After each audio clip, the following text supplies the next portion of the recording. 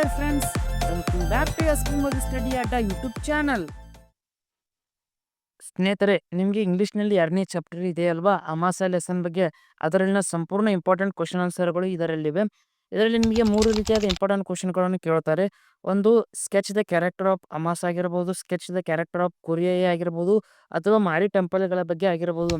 ಈ 3 ಇಂಪಾರ್ಟೆಂಟ್ ಕ್ವಶನ್ಗಳನ್ನು ಕೇಳಿದಾಗ ಯಾವ ರೀತಿ ಆನ್ಸರ್ ಬರೀಬೇಕು, ಮತ್ತು ನಿಮಗೆ ಈ PDF ಮುಖ್ಯವಾಗಿ ಯಾರು ನನಗೆ ಇಂಗ್ಲೀಷ್ ಬರೋದಿಲ್ಲ, ಹೇಗಾದರೂ ಮಾಡಿ ಸ್ವಲ್ಪ ಓದಿನೇ ಅಥವಾ ಈಜಿ ಸೆಂಟೆನ್ಸ್ಗಳನ್ನು ಬಳಸಿ ನೆನಪಿಟ್ಟುಕೊಳ್ಳಲು ಸರಳವಾಗಿರುವ ಸೆಂಟೆನ್ಸ್ಗಳನ್ನು ಓದಿ ಹೆಚ್ಚಿನ ಅಂಕಗಳನ್ನು ಗಳಿಸಲು ಇಚ್ಛಿಸುತ್ತಾರೆ ಅವರಿಗೆ ಇದೆ. ನೀವು ಟಾಪರ್ಗಳು ಆಗಿದ್ದರೆ ಈ ರೀತಿಯಾದ PDF ಅನ್ನು ನಿಮಗೆ ಸಹಾಯಕ ಶಿಫಾರಸು ಮಾಡಬಹುದು ಮತ್ತು ನೀವು ಇನ್ನೂ ಹೆಚ್ಚಿನಗಳನ್ನು ಓದಬೇಕಾಗುತ್ತದೆ. ಆದರೆ ನೀವು ಏನಾದರೂ ಒಂದು ರೀತಿ ಎವರೇಜ್ ಸ್ಟೂಡೆಂಟ್ಸ್ ಆಗಿದ್ದರೆ ಇದನ್ನು ಬರೆದರೆ ಸಾಕು ಸ್ನೇಹಿತರೆ. ನಿಮಗೆ ಅದು ಅಂಕ ರೀತಿಯಾಗಿ 10ಕ್ಕೆ ಅಂಕ ಕೇಳಿದರೆ 6, 7 ಹೆಚ್ಚೇ ಗಳಿಸುತ್ತೀರಾ, ಅಥವಾ 5 ಅಂಕಗಳಿಗೆ ಕಳಿಸಿದರೆ ಇದು 5 ಅಂಕಗಳಿಗೆ ಕಳಿಸಿದರೆ ನಿಮಗೆ ಯಾವುದೇ ರೀತಿಯ ಅಂಕಗಳು ಕಡಿತವಾಗುವುದಿಲ್ಲ. ಇನ್ನು ಬರೀ ನಿಮಗೆ ಈ PDF ಎಕ್ಸ್ಪ್ಲೇನ್ ಮಾಡ್ತಾ ಹೋಗ್ತೇನೆ. ಇನ್ನು ಇಂಟ್ರೊಡಕ್ಷನ್ ಇದೆಯಲ್ಲ ಸ್ನೇಹಿತರೆ, ಈ ಇಂಟ್ರೊಡಕ್ಷನ್ನು ಅಮಾಸ ಅಮಾಸ ಅಮಾಸ ಪಾಠದಲ್ಲಿ ಬರುವ ಯಾವುದೇ ಪ್ರಶ್ನೆಗಳಿಗೂ ನೀವು ಇದೇ ಇಂಟ್ರೊಡಕ್ಷನ್ ಸಹ ಬರೆಯಬಹುದು. ಏನೋ ವರಿ ಮಾಡ್ಕೊಳಕ್ ಹೋಗಬೇಡಿ, ಯಾವ ಪ್ರಶ್ನೆಗೆ ಯಾವ ಇಂಟ್ರೊಡಕ್ಷನ್ ಬರೆಯಬೇಕಂತ. ಈ ಪಾಠದಲ್ಲಿ ಯಾವುದೇ ಪ್ರಶ್ನೆಗಳನ್ನು ಕೇಳಿದರೂ ಇದೇ ಇಂಟ್ರೊಡಕ್ಷನ್ ಹಾಕಿ. ಈ ಇಂಟ್ರೊಡಕ್ಷನ್ ಎಲ್ಲದಕ್ಕೂ ಹೋಲಿಕೆ ಆಗುತ್ತದೆ. ಇನ್ನು sketch the character of Amasa, ಈ ರೀತಿಯ ಕ್ವಶನ್ ಕೇಳ್ತಾರೆ. ಆಗ ನಾನು ನಿಮಗೆ 5 ಪಾಯಿಂಟ್ಸ್ಗಳನ್ನು ನೀಡಿದ್ದೇನೆ, ಅಥವಾ 6 ಪಾಯಿಂಟ್ಸ್ಗಳನ್ನು ನೀಡಿದ್ದೇನೆ.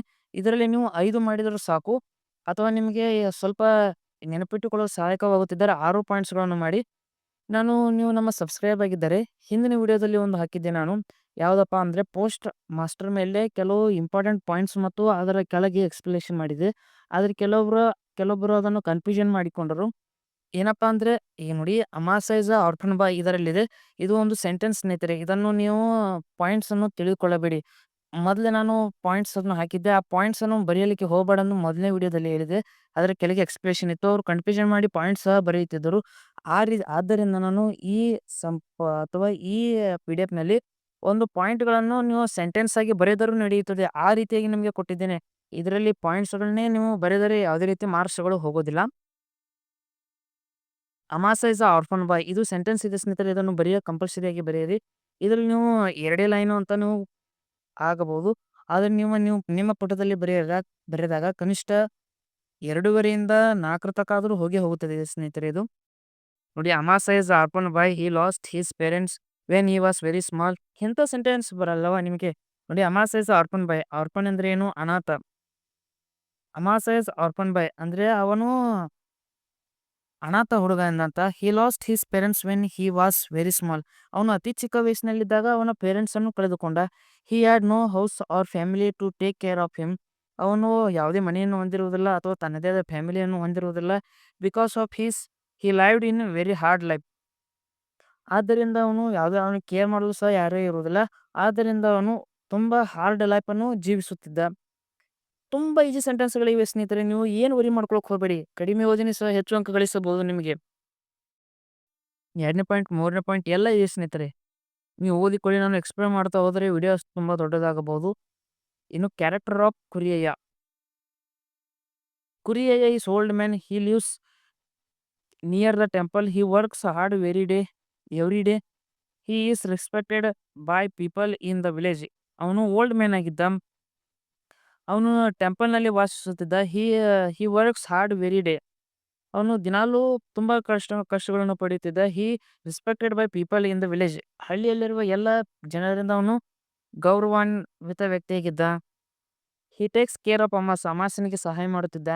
ಈ ರೀತಿಯಾಗಿ ತುಂಬಾ ಈಜಿ ಸೆಂಟೆನ್ಸ್ಗಳಿವೆ ಸ್ನೇಹಿತರೆ. ಇನ್ನು ನಿಮಗೆ ಹೇಳಬೇಕೆಂದರೆ, ಒಂದು ವೇಳೆ ನಿಮಗೆ 10 ಅಂಕ ಕೇಳಿದಾಗ ಅವರು ಒಂದು sketch the character of Amasa ಮತ್ತು ಕುರಿಯನ 2 ಮಿಕ್ಸ್ ಮಾಡಿ ಸಹ ಇದನ್ನು ಕೇಳುತ್ತಾರೆ. ಕುರಿಯ ಬಗ್ಗೆ 2 ಮಿಕ್ಸ್ ಮಾಡಿ ಕೇಳುತ್ತಾರೆ. ಆಗ ನೀವು ಅಮಾಸನ ಬಗ್ಗೆ 5 ಪಾಯಿಂಟ್ಸ್ ಮತ್ತು ಕುರಿಯನ ಬಗ್ಗೆ 5 ಪಾಯಿಂಟ್ಸ್ ಬರೆದರೆ ಸಾಕು. ನಾನು ಹೀಗೆ ಪಾಯಿಂಟ್ಸ್ಗಳನ್ನು ನೀಡಿದ್ದೇನೆ, ಈ ರೀತಿಯಾಗಿ ಬರೆಯೋದಕ್ಕೆ ಹೋಗಬೇಡಿ. ನಿಮಗೆ ಎಚ್ಚರಿಕೆ ನೀಡುತ್ತಿದ್ದೇನೆ. ನೀವು ಪ್ಯಾರಾ ರೀತಿಯಾಗಿ ಬರೀಬೇಕಾಗುತ್ತದೆ. ಈ 2 ಪಾಯಿಂಟ್ಸ್ಗಳನ್ನು ಮಿಕ್ಸ್ ಮಾಡಿ ನೀವು, ಅಥವಾ 2 ಪಾಯಿಂಟ್ಸ್ ಅಥವಾ 3 ಪಾಯಿಂಟ್ಸ್ಗಳನ್ನು ಜೋಡಿಸಿ ನಿಮಗೆ ಅರ್ಧ ಪುಟ ಆದರೂ ಆಗೇ ಆಗುತ್ತೆ ಸ್ನೇಹಿತರೆ. ಸ್ವಲ್ಪ ನೀವು ಪ್ರಯತ್ನ ಪಟ್ಟರೆ ಒಂದು ಪುಟದಲ್ಲಿ ಅರ್ಧ ಪುಟ ಆದರೂ ಆಗೇ ಆಗುತ್ತೆ. ಈ ರೀತಿಯಾಗಿ ನೀವು 2 ಪುಟ ಅಥವಾ ಬರೆದರೆ ನಿಮಗೆ ಅಂಕಗಳು ಖಂಡಿತ ಬಂದೇ ಬರುತ್ತವೆ.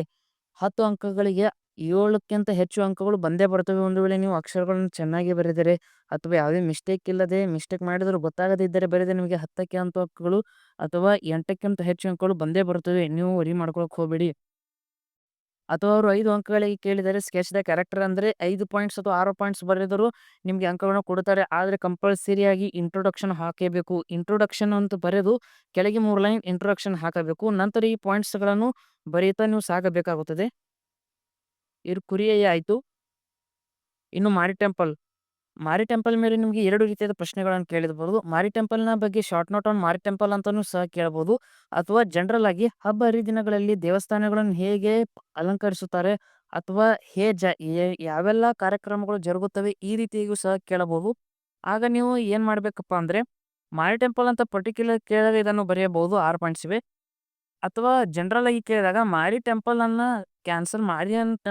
ಕ್ಯಾನ್ಸಲ್ ಮಾಡಿ in temples is all temples is holy place ಈ ರೀತಿಯಾಗಿ ನೀವು ಸ್ವಲ್ಪ ಚೇಂಜ್ ಮಾಡಬೇಕಾಗುತ್ತದೆ. ಈ ರೀತಿಯಾಗಿ ನೀವು ಬರೆಯಬೇಕಾಗುತ್ತದೆ.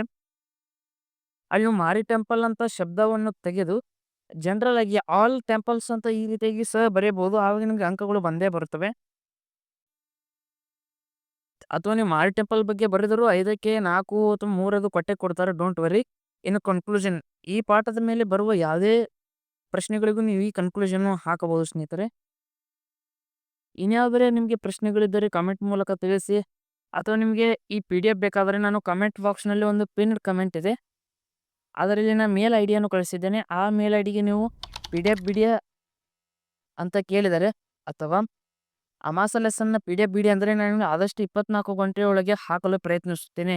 ನೀವು ವರಿ ಮಾಡ್ಕೊಳ್ಳೋಕ್ಕೆ ಹೋಗಬೇಡಿ. ಸಿಗೋಣ ಮುಂದಿನ ವಿಡಿಯೋದಲ್ಲಿ. ಅಲ್ಲಿಯವರೆಗೂ ಟೇಕ್ ಕೇರ್. ಬಾಯ್.